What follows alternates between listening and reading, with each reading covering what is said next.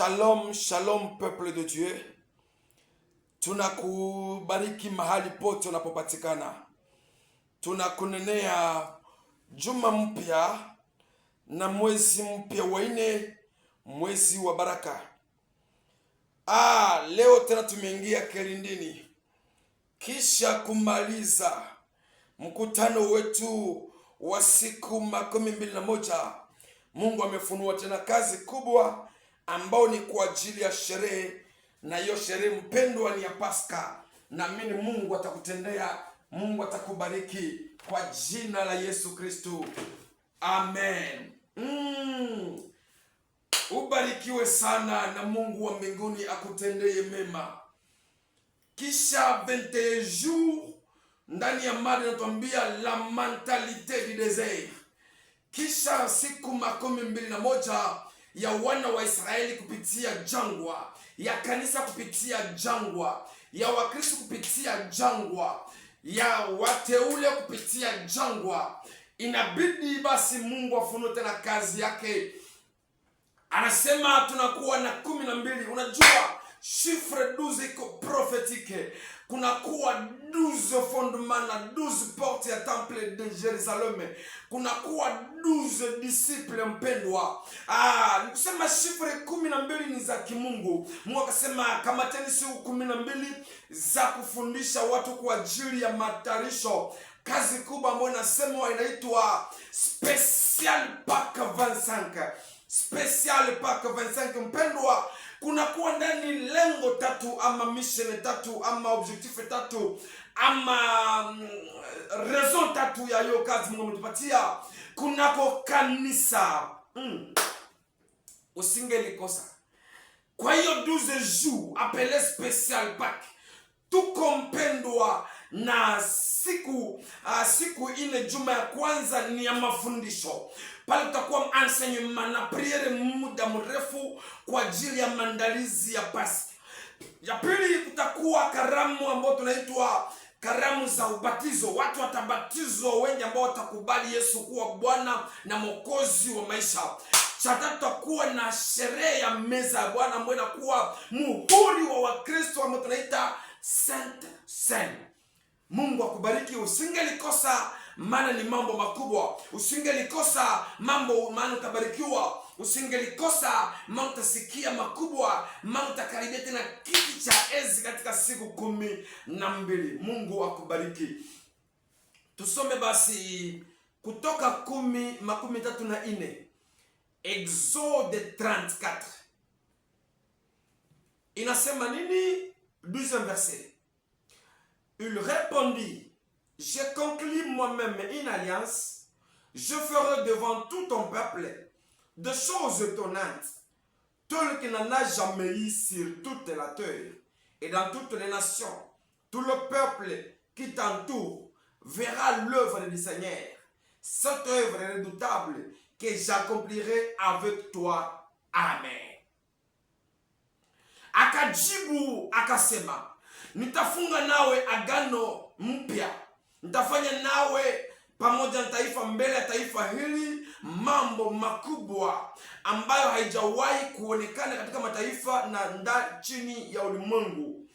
Mataifa wanaokuzunguka wataona kazi ya Mungu, wataona matendo ya mshtuko, miujiza ambao nitafanya nawe, asema Bwana wa majeshi. Twende tukasome tena 1 Corinthiens chapitre 10. Inasema nini? 23e verset. Car moi je reçus du Seigneur ce que je vous ai transmis. Le Seigneur Jésus, dans la nuit où il allait être livré, prit du pain. Après avoir rendu grâce, il rompit et dit: c'est mon corps, et pour vous, faites ceci en mémoire de moi. Et il prit de même la coupe après le dîner en disant: cette coupe est l'alliance nouvelle à mon sang, faites ceci en mémoire de moi, toute le fois que vous en buvrez, car toute le fois que vous mangerez ce pain et que vous buvrez cette coupe, c'est la mort du Seigneur que vous annoncez jusqu'à ce qu'il revienne, parole du Seigneur. Mpendwa katika Bwana, kisha mentalité du désert, kisha passage du désert, il y a 21 jours. Leo Bwana tupatia kazi kubwa kunako kanisa Salem, kazi kubwa ya 12 jours, appelé spécial Pâques 25. Spécial Pâques 25, mpendwa usingelikosa. Ndugu zetu wamesherehe siku zabo, Waislamu walisherehe siku zabo, uliona gisi waliomba. Ndiyo. Wakristo pia tunakuwa na sherehe kubwa. Kanisa tunakuwa na kongamano kubwa. Kanisa Kikristo, Pentekotiste, Adventist, wote ambao wanaamini kazi ya msalaba, tunakuwa na sherehe ya agano ambalo Bwana alifanya nasi. Akasema kila leo mtakapofanya hivi, mnafanya kumbukumbu ya kufa na kufufuka. Tunakuwa na 12 jours appelé spécial Pâques. Itakuwa na 3 sujets, 3 thèmes, 3 raisons, 3 objectifs, 3 mamans d'enseignement. Ya kwanza ni ya mafundisho. Pasaka ni nini? Ukristo ni nini? Wokovu ni nini? Kanisa, bibi harusi ni nani? Mwenendo wake ni gani? Ya pili itakuwa ni ubatizo. Tutafundisha maana ya ubatizo na kuita watu kwa ubatizo, na tutabatiza pia watu ambao wanapenda, wamekubali Yesu kuwa Bwana na Mwokozi wa maisha. Na ubatizo wetu ni katika jina la Yesu, kwa maji mengi. Hapo zambi zimetoka. Ubatizo kamilifu ni ambao, ubatizo wa revelation, ubatizo ambao unakuwa fonde ku doctrine, ubatizo wa maji mengi, lakini katika jina la Yesu Kristo. Halafu wewe mwenye haujawahi kubatizwa, wakati umepewa njoi, opportunity umepewa njoi, occasion ya kukia kufuata enseignement na kukubali Yesu kuwa Bwana Mwokozi, na hapo utaenda kubahari kubatiza kwa maji mengi katika jina la Yesu Kristo. Maana kwa jina hilo mapepo yametoka, kwa jina hiyo magonjwa yanakoma, kwa jina hiyo tumepata wokovu, kwa jina hiyo tumeokolewa, kwa jina hiyo tutaokolewa, kwa jina hiyo tuko washindi zaidi ya washindi. Un nom qui est au-dessus de tous les noms, c'est le nom de Jésus. Donc tout autre nom confessera, le chômage confessera, la maladie confessera, la pauvreté confessera, se mettra à genoux et confesser que Jésus est Seigneur. La guerre fléchira et confesser que Jésus est Seigneur. Le tribalisme fléchira et confesser que Jésus est Seigneur. Le célibat fléchira et confesser que Jésus est Seigneur. La mort fléchira et confesser que Jésus est Seigneur. Les noms qui au-dessus. Na après baptême, kutakuwa enseignement na clôture ya semina yetu na meza ya Bwana. Sainte Seine. Pourquoi Sainte Seine? Bien aimé, Sainte Seine ni recommandation ya kimungu. Yesu akasema nitafanya nanyi agano. Na hii agano haiko agano ya kupasula majiwe, hapana. Ni agano la ukumbukumbu ya kazi ya Golgotha. Ni agano la wokovu. Ni agano kupitia meza ya Bwana. Kwa nini meza ya Bwana? Ni sababu tuna renouveler alliance. Tunasema Bwana, malgré tout, metuko kwa upande wako. Ni kusema mwana karibia meza ya Bwana, iko na confesser que je t'appartiens, je renouvelle encore, je vais encore t'adorer plus, je vais encore prêcher plus, je vais encore te chercher à davantage. Meza ya Bwana ni dawa, medicament par excellence. Sijawahi ona kwa hospitali ya mbinguni ambapo Mungu yepeke njo dokter, kisha kuna kuya kaba nasema tuna transfere ika mu hospitali general ingine nyoko specialize parce que c'est tout incapable. No, kwake mganga jina yake Jehova Rafa. Peu importe quelle maladie, ukakaribia meza ya Bwana, amini ya kwamba kwa meza ya Bwana magonjwa inakoma. Nakuya kuomba na mtu mmoja, nakuya kutangazia mtu ambaye anapitia amezunguka hospital hapate uponyaji. Sa situation ne fait que s'empirer, s'aggraver. Mais je t'annonce qu'au nom de Jésus, via la Sainte de ya hii kongamano letu mpendwa, magonjwa yako yatapona kwa jina la Yesu. Pourquoi meza ya Bwana? Maana ni muhuri wa wokovu. C'est le sceau. Kila document kusudi kuwe authentique, ikuwe officiel, ikuwe respecte, inabidi kuwe so na jina ya mwenye amesinye ile document. Kiukristo pia tumeamini, tunaokoka, tunatangaza, tunamfuata, tunashuhudia, tunaabudu. Ile yote ni ma ordonnance, ma recommandation, ma imprimé, ma décret divin. Mais yote iko scellé na napata pouvoir kupitia meza ya Bwana, signé et confirmé, cacheté par le Jésus Seigneur et Sauveur. Tout est accompli. C'est la croix. Alléluia. Anasema nini? À chaque fois que mutaka kumbukumbu hili ya kufa na kufufuka kwangu, munatangaza tena upya. Ni kusema meza ya Bwana c'est aussi une évangélisation.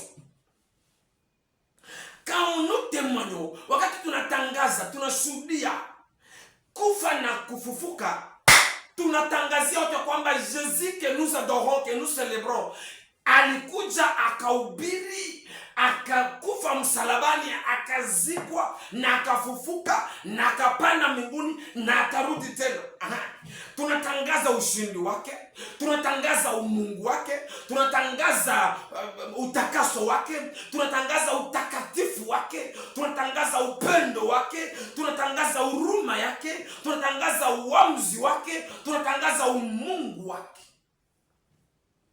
Tunatangaza kifo chake cha msalaba kwa ajili ya dhambi zetu, akazichukua. Tunatangaza jinsi alikufa, akazikwa kaburini, kisha siku 3 kaburi kashindwa kumvumilia, wafu wakasema hapana, jinsi amekuja tugombola huko, wafu pamoja na Bwana wakafufuka. La resurrection. Tunatangaza jinsi alipanda mbinguni, jinsi anakaa kwa Baba, anaandaa makao. Tunatangaza jinsi atarudia tena. Ni kusema meza ya Bwana iko symbole eschatologique.